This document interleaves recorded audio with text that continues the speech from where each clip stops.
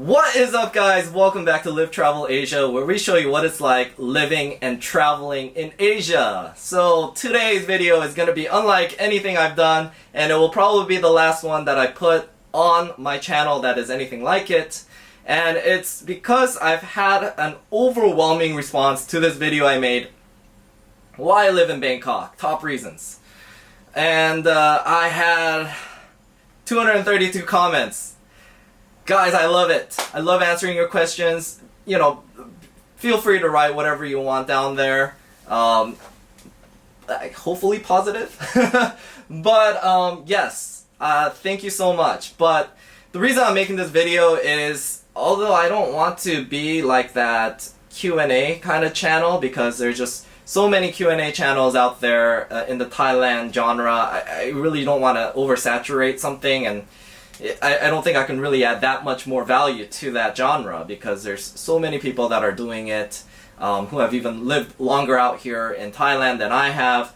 So I didn't want to, but I can see why some people had questions in regards to two main things, as I've seen from these comments. And number one, it's about how to make a living out here.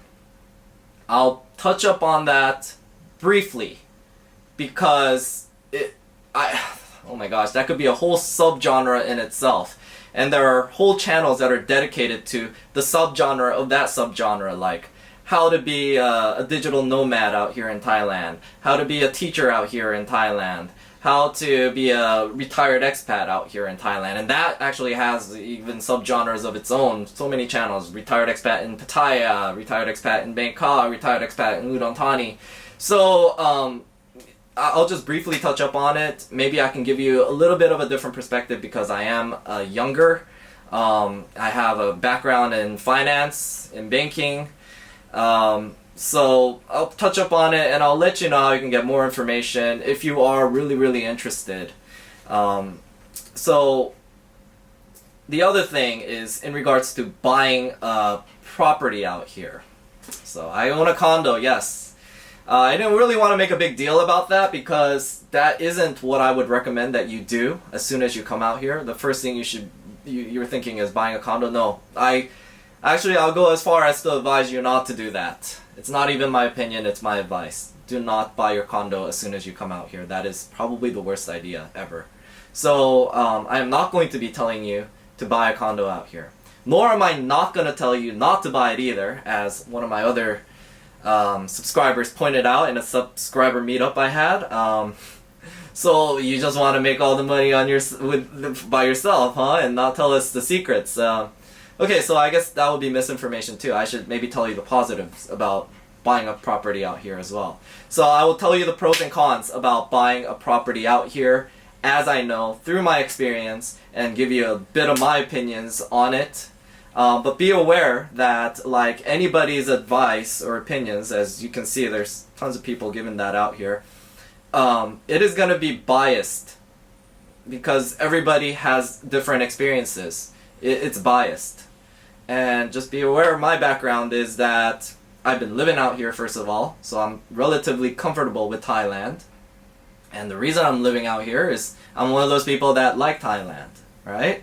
And number two is, well, more of the little financial parts about it, but I've been a financial advisor, I was a mortgage loan officer, so I sort of know how these financial products and assets work. And to me, property out here was good for several reasons. I'll tell you that too. And I can see sort of why people are asking me this question, because a lot of these people have never bought a condo or property out here, and they're just sort of negative people. And I can be that. Anybody can be negative about anything, especially when it comes to investments, because every investment has a risk. If it doesn't have a risk, then there's no return. That's just the fundamental law of finance. So yeah, the bigger the possible return, the bigger the risk. And some people have risk aversion to other things more than others. Some people have huge risk aversion to investing on anything outside their country. They just think it's crazy. Only in my little box in America, it's where things are going to be safe. And some people are going to have huge risk aversion just with the financial product, you know? Like, some people will never invest in stocks. They only believe in property. They want to have something real estate, not just a piece of paper. So, be aware of those risk aversions. I'm quite risk averse. I'm somebody that believes that property is, you know, having something that is tangible, that gives some kind of actual return to me, is better than having something that's just on paper because other people think it's valuable. I'm also one that doesn't really think America is as bulletproof as a lot of people think. That's why I'm living out here. So be aware, that's my risk aversion. And that may not be your opinion. And I'm completely okay with that. Make your own decision. I have no financial gain out of telling you to buy or not buy out here or what company. It doesn't matter to me. But it matters to me that the people who are interested in my opinion get the opinion, because I try to be as informative as I can on this channel. And I also see a lot of people here who have bought property and they give positive, you know, feedback, but it's not really factual. I don't really see too much facts in some of them. It's just more of a feeling kind of vlog, which is great. You should maybe know people's feelings. And some of these I think are like real estate agents, or they're affiliated with like a company. So they're trying to just get your business out of it, and I wouldn't take advice from those people. I can speak from experience that real estate agents are there to make money, not have your best interests in mind. I do know some really good real estate agents though. Yeah, actually one of my best subscribers and my long business partner, yes, she is a really great real estate agent. If you ever need a real estate agent in California, I can point you in the right direction. I know all of them. Anyways, yes, so going into why buying a property in Thailand. First of all, you have to be aware, as a foreigner, you cannot own land. You can only own a condo. So that, off the bat, some people are not going to like it because they believe in owning all of the land that they live in. To me, I'll tell you many of the reasons why I like a condo, but okay, this is one other advice that I have. And, okay, no, you know what? I'll downgrade it to an opinion. It is not a good idea, in my opinion, to buy a property in your wife or girlfriend's name of only 1 or 2 years. So you only know this person 1 or 2 years and you buy a property under her name because that's how you can get a house. And you think that's safe because, you know, you like the idea of owning a house. And you're not too risk averse to the fact that you've only known this person for a year or two. I'm not gonna make any further comments on that, but I've just heard way too many horror stories about it, as well as I have heard 1 or 2 situations where it's worked out. But to me, when it comes to risk, that is a huge risk, to entrust probably your life savings to somebody you've only known for a year or 2. So you guys all know the statistics. I'm not going to go further into that. So that's why if you are going to buy a property, I recommend that you buy a condo so you can own all of it. So I will particularly be discussing buying a condo. If you want to buy land and buy property in your wife's name, in my opinion, that is not advisable to do, so I will not discuss that. Okay, so need to source money from outside the country. This is, okay, so when it comes to legal things, and this is why I don't want to really, oh my gosh, talk about legal stuff in Thailand, because first of all, I'm not legally qualified. I don't know too much of the laws. The laws here, there are just so many, too much. And they always change. Some of them don't make sense, and some of them aren't even really followed by either the foreigners or the locals, or both the foreigners and the locals in most of the cases. So you have to be comfortable operating in a gray area if you're living out here in Thailand. And some people don't understand that, and they will be trolling your channel about, oh, you're doing illegal things, etc., etc., when it's just the way of life sometimes, you know? I try to definitely stay within the legal limits of everything, be respectful of everything. There's nothing that I'm aware of that I'm doing illegally, but if I am going to talk about giving you my opinions, I'm going to have to disclose everything as far as what I've observed other people do and how they make money, because there are people that are operating outside of possibly the legal boundaries. I don't even know, and it works. So just be aware when I talk about something legal. Take it with a grain of salt and do your own research, because first of all, I bought a condo 2 years ago, so the laws could have changed then. And even if it isn't, the laws could change when you're buying a condo, and laws could change after you buy a condo. So be aware of that. But as far as what I've experienced, you need to bring the money from outside of Thailand. So I know this, I found out the hard way because I was pulling money out of the ATM and getting that cash, depositing into my Thai bank account to get that money. And then when I tried to purchase the condo, they said, you need to bring a paper from your bank that certifies that your money's come from out of the country. And my bank said, hey, we need to see a wire transfer from a foreign bank, which would be from America, into your account. So I had to do all that. Eventually I got it sorted out. But be aware of that. It's not hard to do. You just set up a bank account here, transfer money from America or wherever you're from, and your bank will just write a letter for you. It's a common thing that they do for condos. And then as far as if you need advice on which bank you should use, opinion, I won't say advice. In my opinion, I personally use the one in Asok in the Exchange building.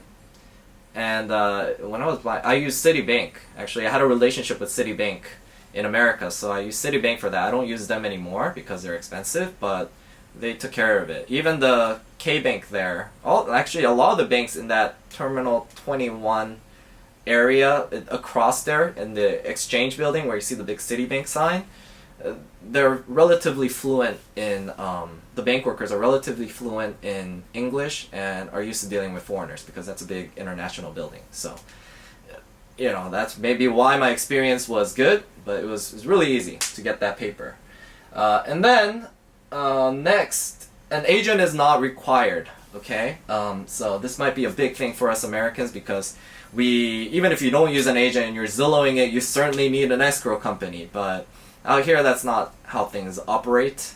But, you know, people end up getting agents, and agents will have definitely biased opinions because unless you know who they are for sure, because they're trying to probably sell you the most expensive property or a property that their friend wants to get rid of. So this is how a lot of people's property buying experiences go wrong. So an agent is not required.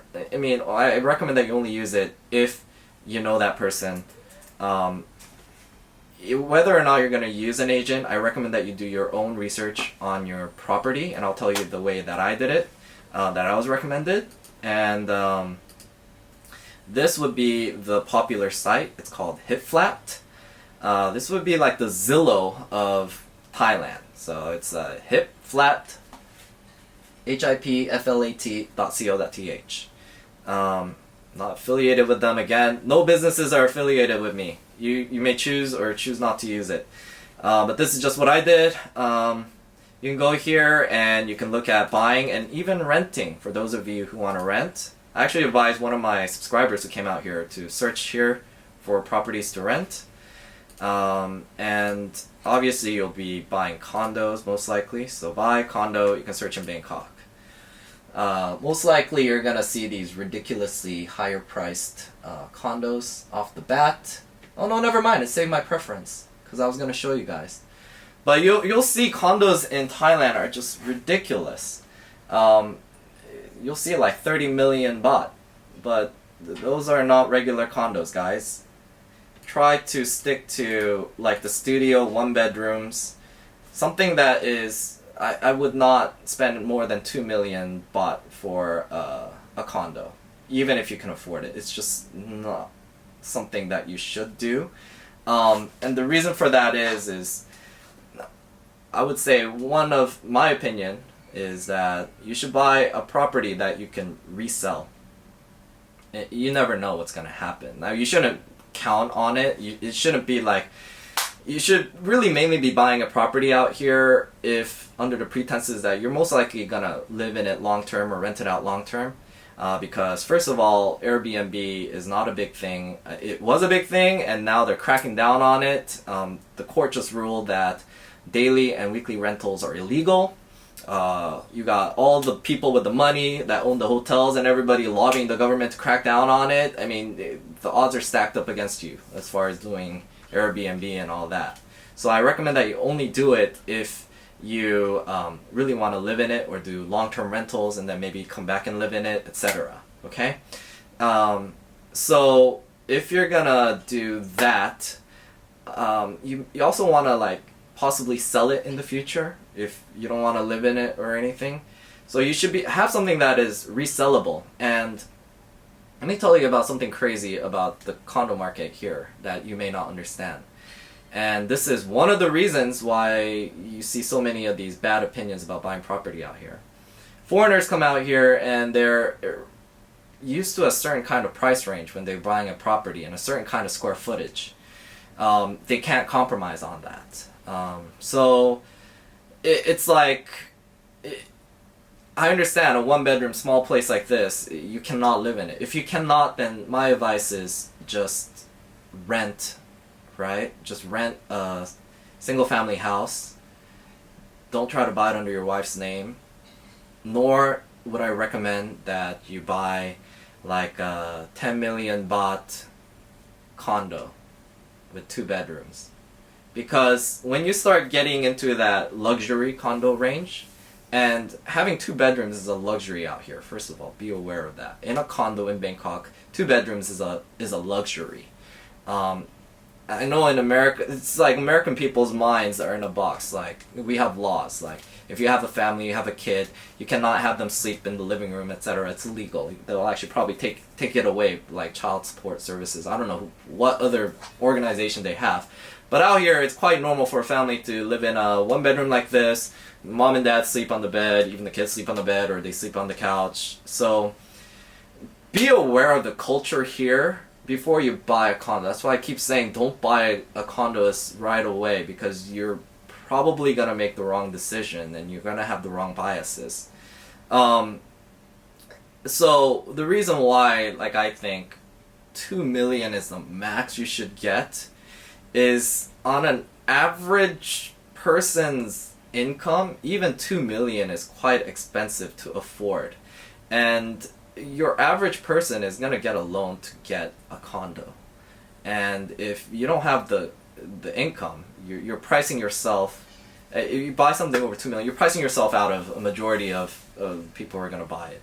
So the resale market is going to suck. So that's why to minimize the risk, I recommend that you buy something that is less than 2 million. If you're going further out, like in Bang Na area, I don't even think you should buy over 1 million baht. And that roughly translates into, actually I don't know what that translates into. Let me double check. 1 million baht, divide that by 33 right now. Okay, so I recommend that you do not spend more than about $30,000 for a condo that's sort of further out in the city, or if you're in the downtown sort of area like me, don't spend more than 60. Like, that would be the maximum for me. Now, though, the prices have gone up even since I've been here, so it may be very, very hard to find that, but if you do see an opportunity, and there's opportunities, then that's what I would take. Something that's priced less. Just so that you're not pricing yourself out of the market. And as far as, there are these big expensive condos, why should you not buy it? Well, there's like a huge class gap here in Thailand. So rich people are ultra wealthy. And foreigners cannot sometimes get that through their head because they have this ego, like, I'm the richest guy out here, I'm out here with a bunch of poor Thai people, and they cannot fathom that the ultra wealthy here in Thailand are possibly even more wealthier than the ultra wealthiest person in America, aside from like the top 1%, like Donald Trump and shit. But the ultra wealthy here are quite wealthy, right? So to them, buying a 10 million baht condo it's not necessarily an investment. Even though you would think they would only buy it for investment purposes because they became wealthy, because they know how to invest, but that's not the case.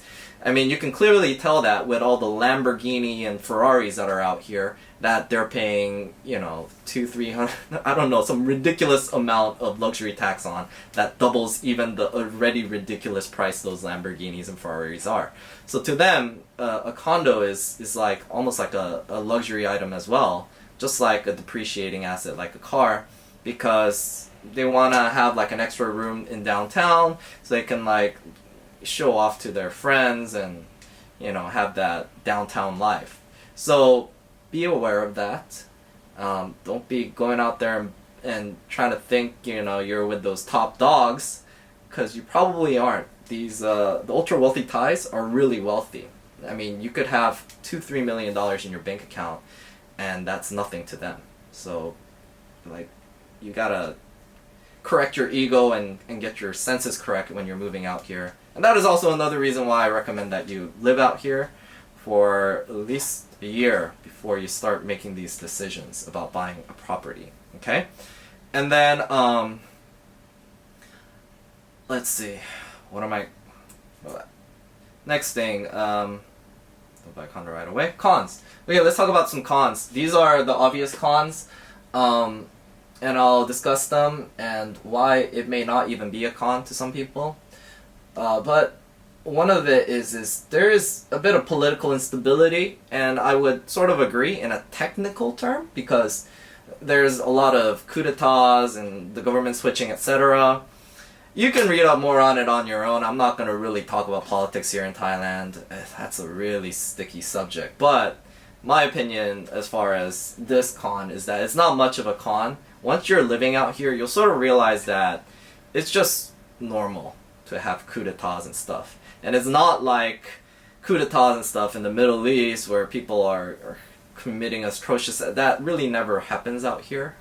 Okay, you know what? I might get trolled for that statement. I don't know. Like, I don't know too much about it, but I'm just going based on my aunt's opinion, who's been living out here, bought the property herself, and advised me. And I would agree. Thai people are generally chill in general.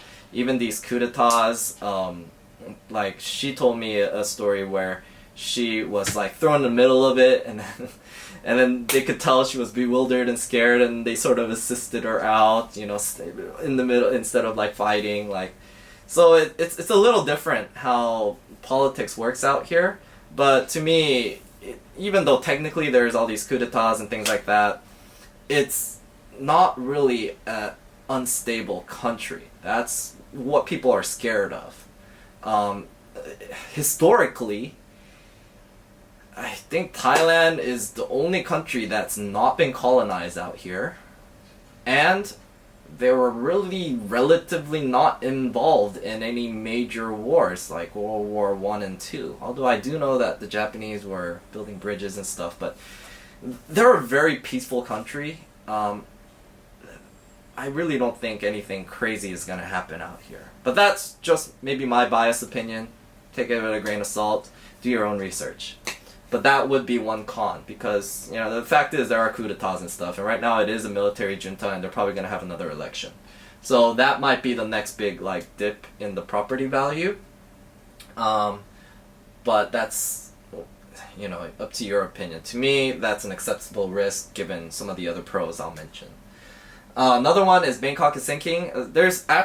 Usually there's no natural disasters out here, not a big, like, hurricane place, there's no earthquakes.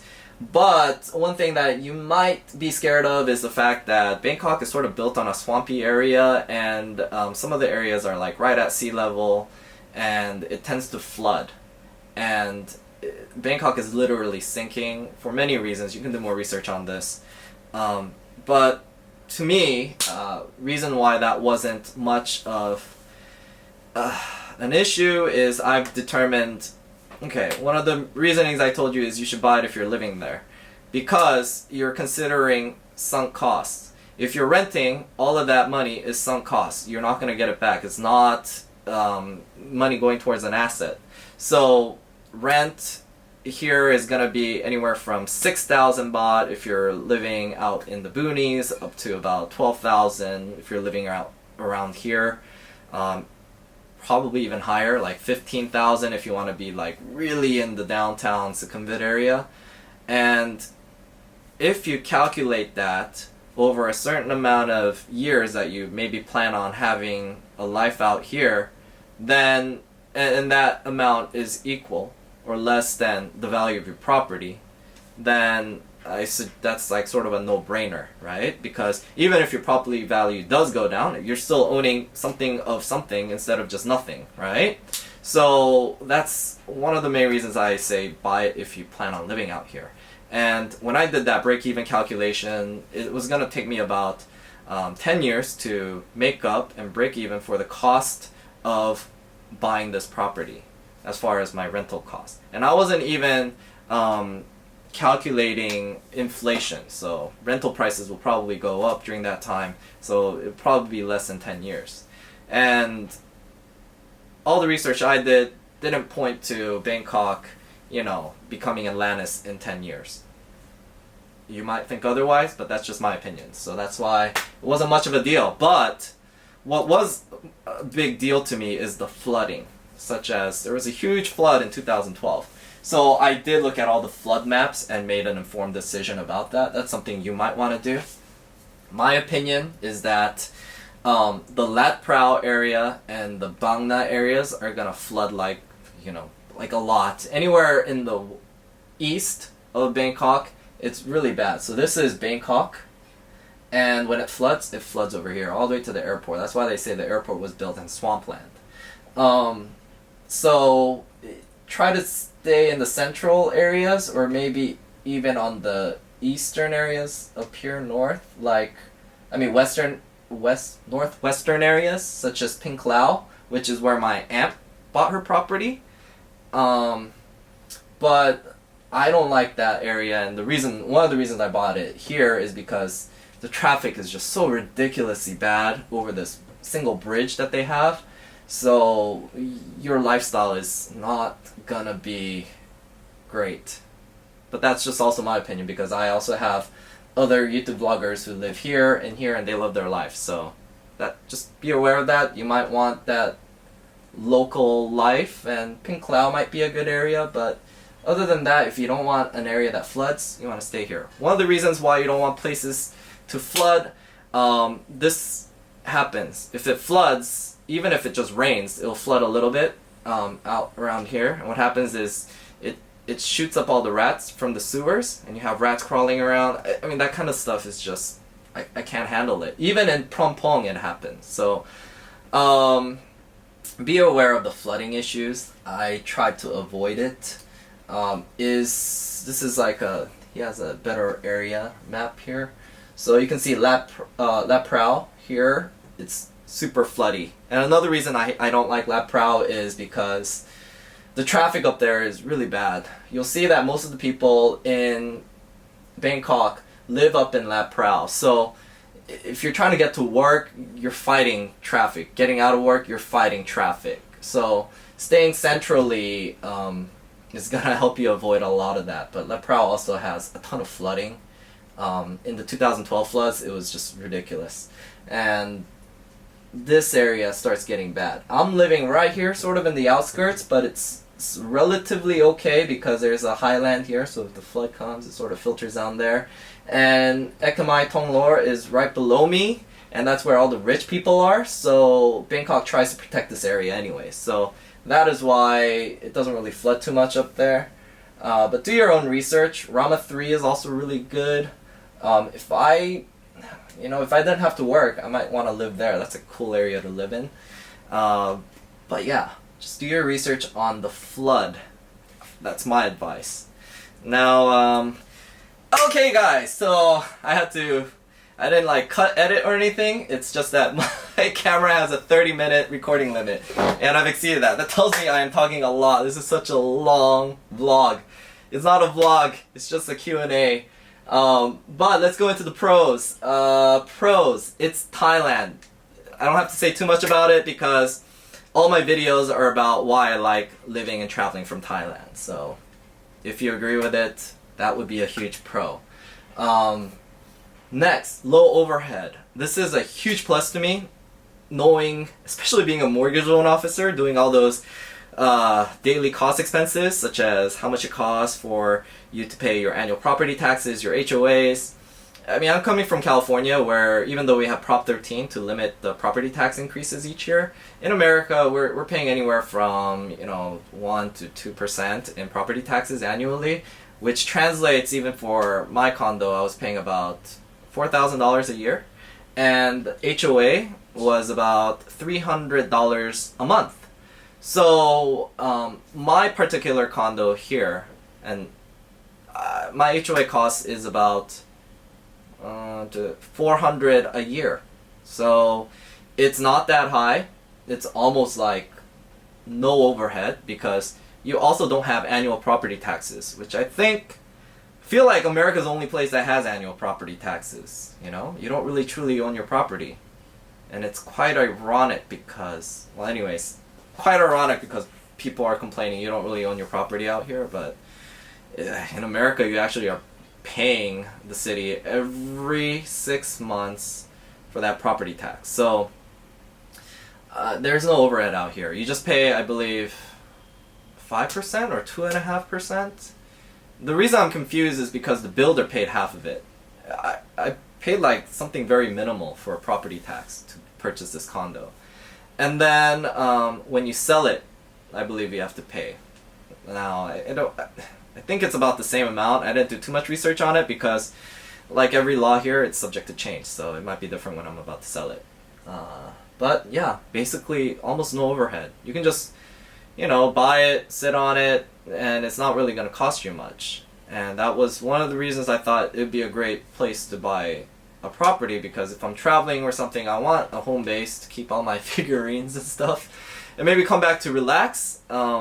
So that's why having a place where I don't have to worry about overhead was good, because one of the reasons I sold my property in California is just huge overhead. Maintenance, and then you have taxes, HOA. I have to constantly be renting it, otherwise, I might be losing money on it. Well, you don't really have too much of a risk there. And as far as if you buy a decent property that is well managed, then your property price should only really go up. I mean, if you base it on historical prices here in Thailand, people are like, well, it's not as safe and property prices will go down. It's possible, just like property prices will go down in America. I think I'm more concerned about property prices in the bubble in America, because there's not much regulation on foreigners buying property. And I know particularly in my area, there were literally mainland Chinese people coming in tour buses and just buying up, property. And when you tend to have a lot of investment properties, when there's like a little bubble in the economy, it tends to really plummet, because these people are only owning it for investment purposes. So if they're in a point where they're not breaking even, they'll just foreclose on it and let it go, which like drives the price down further and further and further. But you'll see that the restrictive property laws here in Thailand have so far done a relatively better job than I would say America in limiting like huge amounts of foreign investment. But that's also relative to your opinion as well, because you could probably argue that there's a lot of foreign investment here as well. So that's just my opinion, though, based on what I saw in California compared to here. But I might be wrong in that, because I don't have the exact statistical figures. And so, yeah, main thing is there's low overhead. Now, some of the misinformation, and this is sort of related to this here, that I've seen in the other channels, is that the HOA is not well managed, that it's just your property is going to go derelict in 5-10 years. This is most likely true for condos that don't have a good HOA, have probably a lot of foreigners investing in it, or don't have a lot of units. So, a lot of people don't want to get condos with a lot of units, like the one that I'm living in. Hundreds of people living here, but it's actually safer in an investment standpoint, because even if one location goes vacant and they're not paying the HOA dues and things like that, you're not impacting an overall large amount of the operational cost for them to upkeep this condo. So that's one of the reasons I like this particular condo builder, Lumpini, because first of all, Lumpini I think is like the biggest condo manufacturer out here, and they just have experience building condos, right? A lot of people don't want to buy it because they say it's a budget, low cost, the building material is inferior, but I've done modifications and upgrades in my own condo back in California, and it's acceptable to me. But yeah, that's something like even my ex-Thai girlfriend was commenting like, oh, you have laminate floors but you want tile floors. People care about this out here and tend to spend a lot of money on the extra additional stuff, but I know that laminate floors aren't that bad. I could just redo my whole floors in like 2 days. I know that. So even if this place goes like something happens or floods, I just don't understand why you want to spend so much money on upgrades like a better door. It's just I just care about the bare minimum, right? So that's just maybe my American mentality, like square footage and location is more important than the upgrades. And generally I've seen that pays off better in the long run as far as rental to cost ratio. So even in Thailand that just does sort of exist. So be aware of that and get into a condo that is well managed. And just because it's a luxury condo, don't expect it to be the best managed, because I've been to luxury condos and there's far less people working in the front desk or working the yards. If you walk around the grounds here, there's usually like 3-4 people at the pool.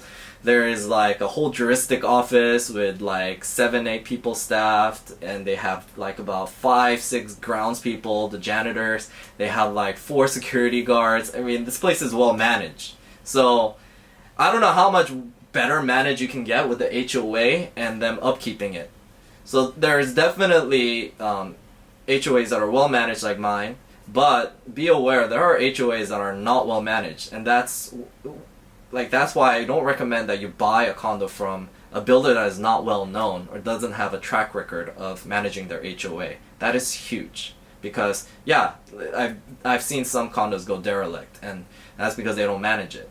So be aware of that. Not all HOAs are mismanaged, but there are some, and it's usually the ones that the tourists buy or the foreigners buy, because they're buying into luxury condos that only other foreigners will buy, and it's just like a one-time, like they'll sell it and not manage it.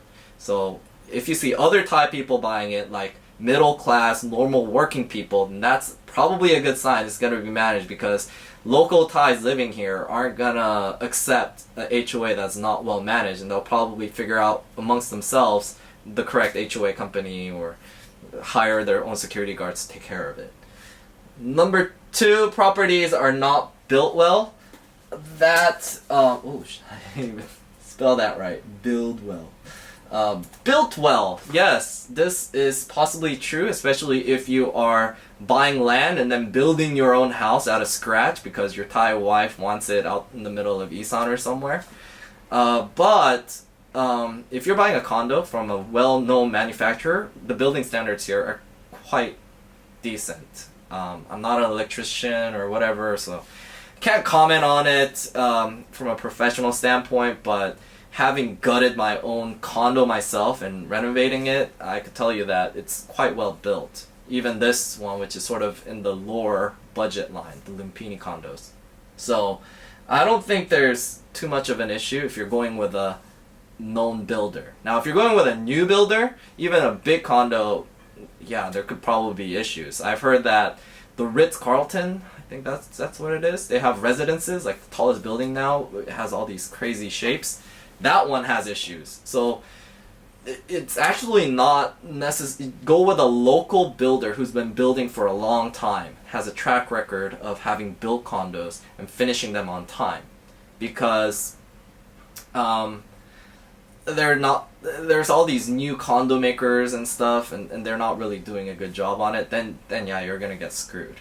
Even I was actually thinking about buying a condo in Rama 9, and it was by AP, which is one of the bigger, maybe it's bigger than Lumpini, I don't know, but they're probably the top two, Lumpini and AP.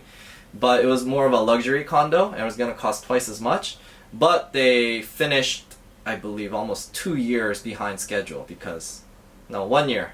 1 year, 2 years. But anyways, that would have been time I would have to be paying rent, you know? So I'm really happy I went with this builder. And then there's a lot of information about scams. Yes, there are scams.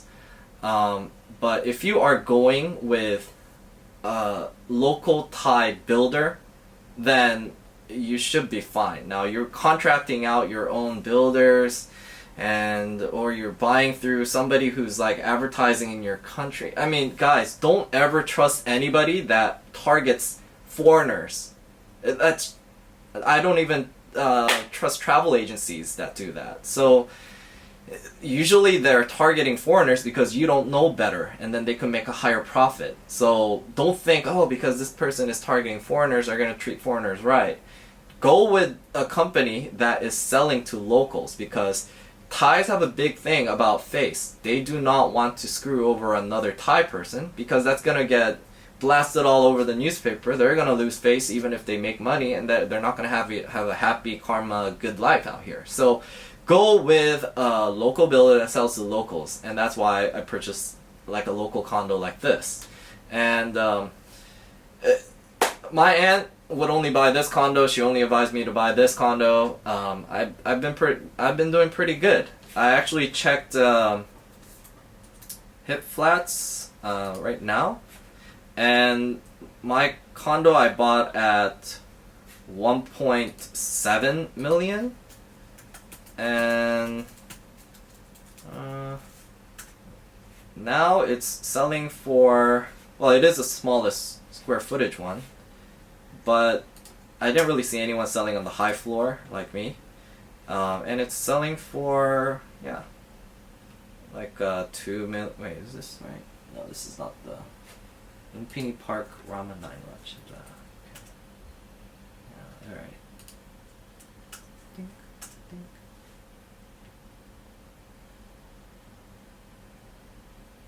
Show more.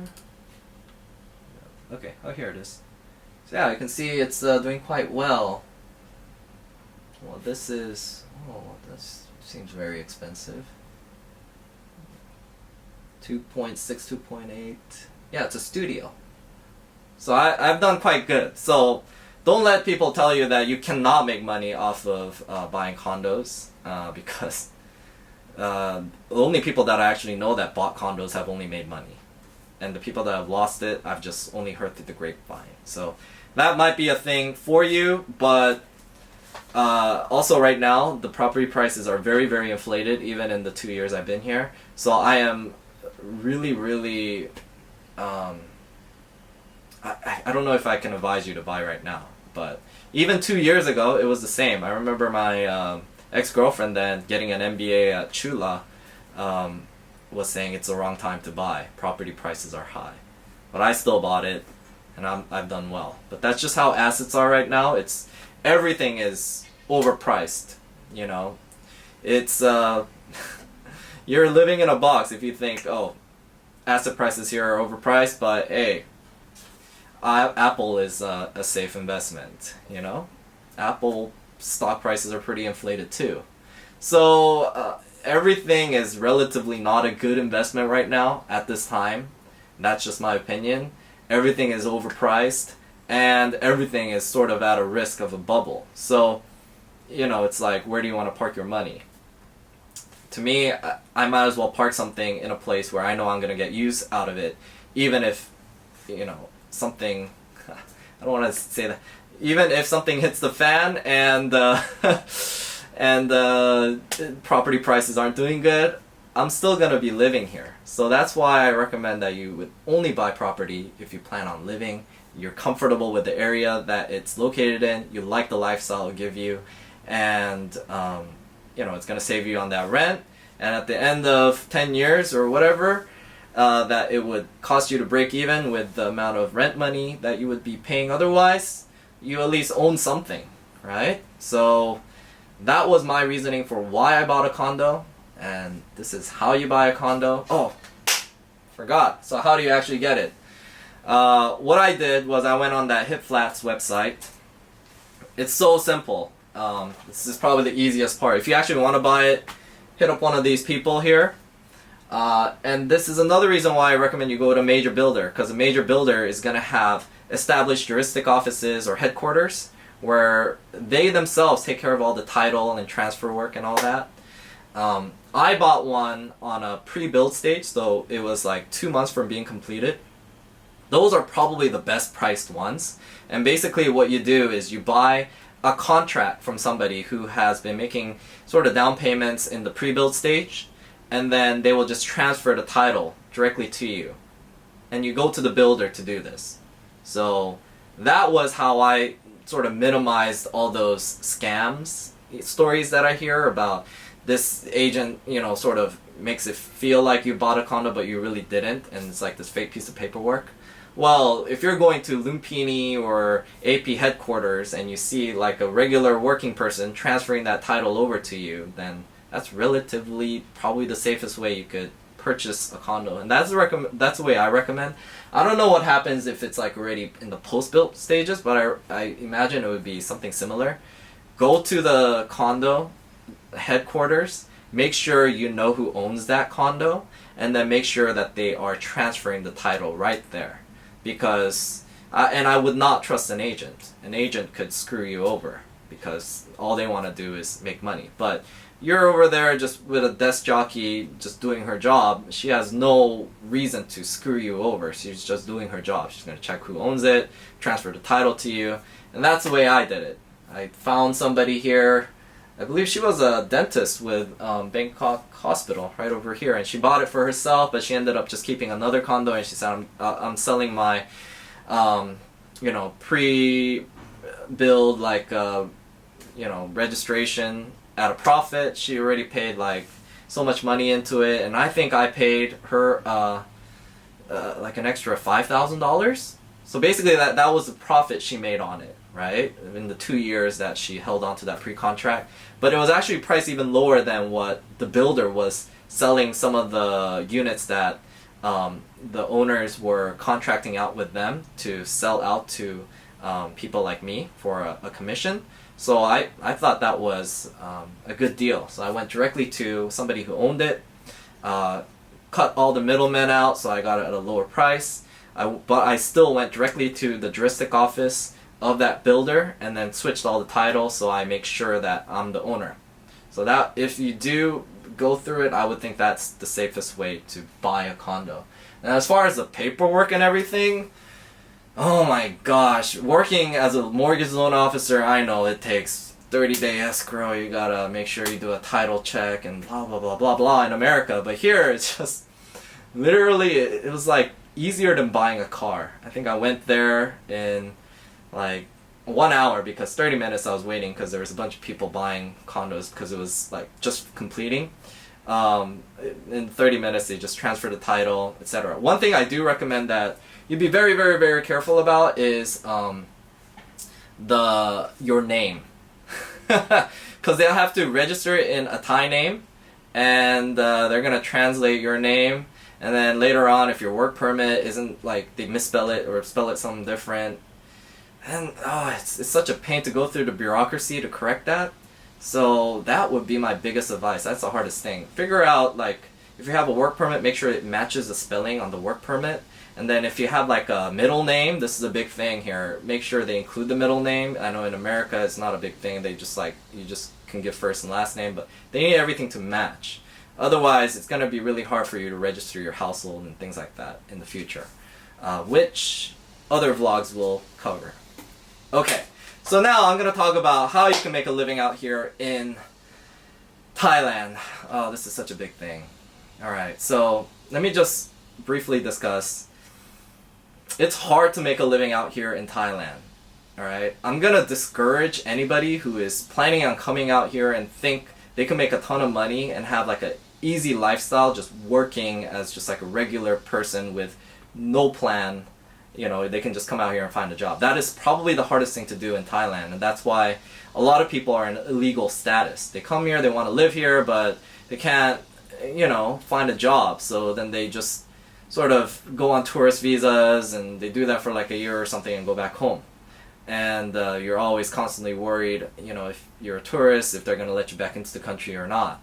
So it's the easiest thing to do, and that's why a lot of people do it, is to become an English teacher. Because the rules out here is that if a Thai person can do a job, you cannot do it. And they enforce that strictly. It's not like America.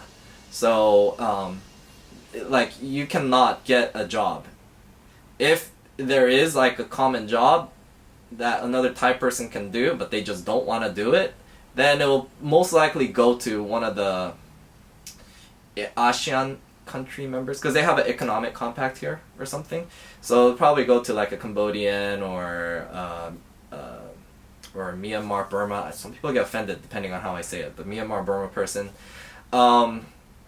before it will go to you. So the only real like low skill labor job that you get out here is an English teacher. And that's why I took it, because I was traveling out here for almost a year and a half. I wasn't working. I was just having the time of my life. And, you know, I had a bit of savings from selling my condo back in the States. And pretty much that's what I used. And I think I used about $20,000 in the first year or year and a half just traveling everywhere. I wish I was vlogging then, because I had some great content, especially in my single life. I know a lot of you guys would have appreciated that, but yeah. And then one day they're like, I think you're working here, you don't have a work permit, and they were about to deport me. And I'm like, what the? I own a property here. I'm not like, I don't have to work, I have money, but they still want to deport me. And luckily, you know, I talked my way out of it, but they're like, you know, you got to be careful next time, you know, we'll probably do that. So that's why I picked up a part-time English teaching job, not mainly for the money, but then mainly to just have a status as someone that's legal. So that's why I only make about 400 to 500 dollars a month, which isn't much. At that time it didn't matter because I had quite a bit of savings, but then now that I've sort of gone through my savings, and you know, you don't need a lot of money for $500. Like I said, will get you living out here with some. You know, you see what I do. Like I go to pretty decent restaurants and stuff out here, and I can afford that. But what digs into my savings is like buying camera equipment. I mean, you can imagine the camera that I'm using is over $1,000. That's 2 months' salary. Like a PlayStation, right? It's like $500. So that's the kind of stuff you won't have the luxury of having if you're just coming out here and wanting to do like a 9-to-5 teaching job. If you work full-time, then you'll have enough to rent a condo as well, and have even extra left over. Most of the people that I hear that do full-time English teaching jobs make about 40,000 baht a month, from what I understand. Me, because I'm part-time, I think I make anywhere from, this month was bad because a bunch of kids went on vacation, 13,000, and then like on my normal months I make anywhere from 20 to 22,000, right? So like that's why it's really hard for me to advise anybody that, I don't want to get too deep into this because I'll ramble on, but it is the lifestyle decision that you have to choose for yourself. To me, money is not the main factor of happiness, right? I would much rather just not make a lot of money and be living a chill life out here where I don't have to always be surrounded by all this nonsense that's happening in the States right now, and just live a peaceful life with other respectful people. And Thai people are very, very respectful. If you respect them, they'll respect you. And that is pretty much the overall culture out here. I know some people have biases against this, and I can see why, because I would say if you're in the touristy areas, that's where people aren't probably as respectful, right? Because that's where they're trying to take advantage of you. But your average Thai person is very, very respectful. And I'm ashamed, but yes, I think they're even more respectful than I am, you know? It's like the level of respect that they have is really high. So I'm going into now why I live in Thailand, but if that's the kind of lifestyle you want and you don't really care too much about making money, showing off, what you got, then you could come out here and live out here and be an English teacher. I'm not going to advise you not to do it because a ton of people do it and they like their lifestyle. So it would be wrong for me to advise you not to do it either. But it also isn't a life for everybody because a lot of the English teachers that I see have high turnover rates, especially the females. I mean, this is not sexism or anything, it's just a fact. You will see more English teachers who are male out here than females, although females are in demand just because, I don't know, I'm not going to discuss why or like go into why I think or my opinion of why maybe they don't like their life out here, but if you're a female, come out here and just be aware, I'm portraying life as a male out here because I'm a male. I only know as a male what it is living out here. So as a female, maybe it's not like the kind of lifestyle you want. Maybe you want more stability, more money, more respect, then maybe not making a lot of money is not right for you. And I see that they tend to like teaching in like Korea or maybe even Vietnam better. So there's those, I mentioned those countries a lot. Vietnam, really loose standards as far as regulating your qualifications right now. They actually pay you even more money. Cost of living is very similar to out here. The lifestyle though, that's probably the only reason that people still live out here in Thailand and teach, because of the lifestyle. They pay you less here, but they like the lifestyle in Thailand.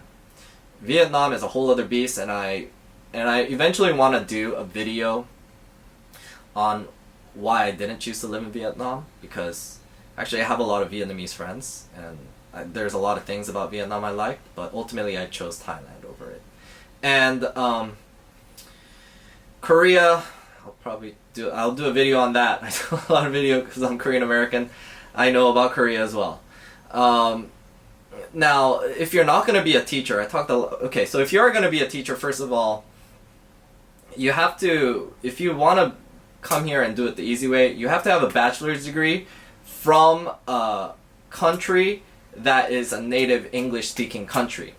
So I say this because I see a lot of South African guys coming out here because stuff in South Africa is not good. There's a ton of South Africans out here, and even though their English is maybe even better than me because they're like growing up in a British system, their country is technically not an English native speaking country, South Africa. So they have an extra requirement right now just to even teach at a language school like me.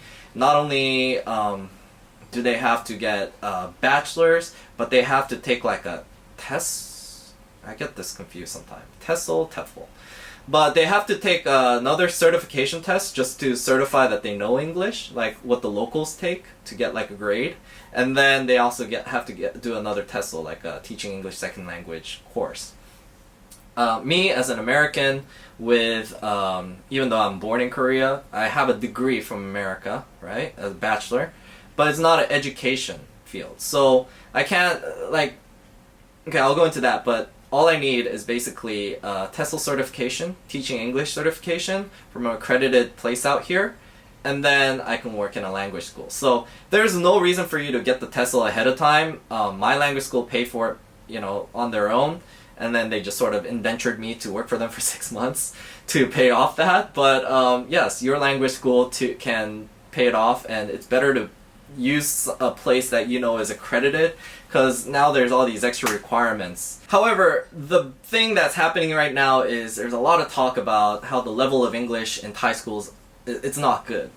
So they're trying to crack down on this in a way where they're gonna just require more certifications. So I think even already at the schools, like a regular school, not a language school like mine, you have to have an education degree.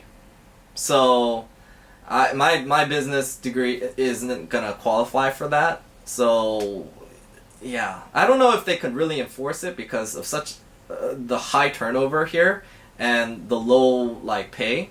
if they can find that many teachers to fill all these school jobs and language jobs with education degrees from expensive colleges out in America or whatever. So I actually see a lot of, like, you know, even those South African guys that are like nervous about their future getting education degrees out here at the local colleges. And that brings me to another way you can legally stay here, and that is through an education degree. And what I found out is actually that the colleges here and the MBAs and grad programs are quite cheap. I want to maybe eventually interview one of my friends who's doing that, but he's getting a law degree out here, and you know, based on me talking to him, his future looks bright, and it's costing a fraction of what bachelor degree or a grad degree is going to cost in America, and your job prospects are maybe even better if you want to work out here. So that's also something that you can look into, getting like a grad degree or a bachelor's degree out here to, you know, build up for a really long-term successful career. And, you know, ultimately I recommend that you come by finding a job that's like an international company out here. That is probably the best way to do it. Instead of just coming out here with no plan and saying, I want to live here, you know, build up your career in your home country if you really are serious about doing this, and find a job out here that you can transfer to. If I knew this in hindsight, I could have done that. I mean, there's banks out here, there's finance jobs, but I sort of regret not doing it. And I don't regret not, you know, living out here and coming out here, but I just didn't know better, right? So I made the best decision for me at that time, and for this time I'm happy that at least I found out about living out here in Thailand, and I like the life out here. But if I had to advise or give an opinion about how you should do it, if you can, try to build your career in your home country and find a legitimate job with an international company out here. Your life is going to be so much easier. The pay is awesome. It doesn't even have to be in Thailand. If you're going to do a 9-to-5 job because your routine is going to be work, go home, you know, sleep, and then you want to just take good vacations, it could be like anywhere, South Korea, Vietnam, anywhere out here, and you will be enjoying life out here because airplane tickets are so cheap. It's like $100 for me to go to Korea, and you can go there in a couple of hours. You could do it every weekend, and you could afford it, you know? I used to pay $100 just to go to Vegas and drive up there for 5-6 hours. So that's how it is like. Like, people that live in Singapore come to Thailand all the time, like almost every weekend. They sometimes even have a girlfriend here, own a condo out here that the girlfriend is housed at. I mean, it's just like, I don't want to go into all of that because that's a whole nother subgenre. But that's definitely the way I recommend you do it. I definitely want to make more videos, but I think this is going on almost an hour and a half. I don't even know I can upload all of this on YouTube. I gotta go to work too.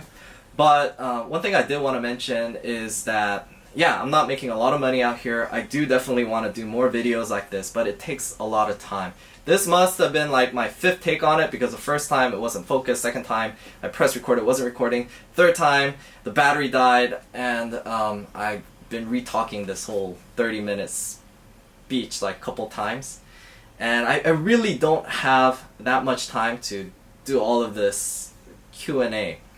And I'm really sorry about that. I really want to help you out, but you know, there's other videos I want to do. As you can see, I just got this blackboard, a whiteboard, to list all the videos I've already taken that I don't even have time to edit, that I'm motivating myself to do. And that's why, you know, like, I've been thinking lately that I want to really do this full time and help you guys out. And the only way I can really see myself doing this more is by maybe finding like not really doing my English part-time teaching job. I mean, it's just a dream. I don't know if I deserve it. I don't know if you think my videos are worthy enough for me to be doing it full time, but I have had some people express that they want to help me accomplish and achieve those dreams. So I started up a Patreon. You can check it out, explain it in detail there. But I'm going to go ahead and do a Patreon. And what you guys could just donate whatever amount you want to it. It will go a long ways to help me buy my gear, etc., which is, you know, the major cost out here. And it'll definitely go towards the vlog. And like right now I'm trying to get a better lens to do more close-up shots and things like that, but it costs an arm and a leg. And that's money that I would have to spend on that I couldn't go on another trip in to show you guys more of Asia. So, you know, any kind of help on Patreon would help. And ultimately, I've sort of set a goal for myself that if I get enough money from YouTube, and which I'm making none on right now, I think I made like $10 even before they stopped the monetization. So it's like $10 for 2 years of work. But you know, you can always dream, make money on YouTube, and if I have enough Patreons to get me to a point where I'm making like about $600, $700, $800. I need a little bit more than what I'm making now, because if I'm traveling, etc., because I gotta go to different locations and stay in other places, then I need a little more. It would be like the bare minimum I need to maybe have that courage to really just quit even my English teaching job and focus on just making videos for you. So if you want to see more videos like this, you know, just subscribe and watch my channel. I'll have more stuff. But if you really, really want to help me out in the long run, so I could like maybe do this for the rest of my life or for a longer time, then really check out my Patreon and help me out there. I would appreciate it. And you know, it's more of a gift, but I'm the kind of guy that I feel bad if I just accept something and don't give you anything back. So I thought long and hard about it, and the way I probably want to reciprocate any value in you doing that is I will do like more of these live streams. It doesn't really go with the theme of my channel, but if you do find this information valuable, my honesty, my frankness, then I want to do maybe like a live stream every week for those Patreons, and then just discuss, I mean, you may not even want to live out here, so discuss other things about why I live out here, maybe some philosophies, or if you are interested, more nitty-gritty stuff about how to live out here, because there's just so much information. And why am I like, you know, putting this behind a paywall? Is it because I'm greedy? It's like, well, money does help. I mean, it would really help me a lot, so I'm not gonna lie about that. But there's this whole like subgenre out here in Thailand where anybody that says any opinion, they sort of get trolled. And it's not even Thailand. Like, I just think Americans in general are always going out there trying to find somebody with a different lifestyle and just finding everything negative and trolling them. So that's why I try to keep my videos positive and not much opinion in it. And if I did more of this and I made it public, I just feel like it's just going to be a troll magnet, and it's just going to create negativity in my channel that I don't want. I mean, the whole reason I'm living out here is to avoid it. So I feel like, yes, the people that are really, really vested and interested in, you know, my channel and making being my Patreons and making donations, they're less likely to be trollers.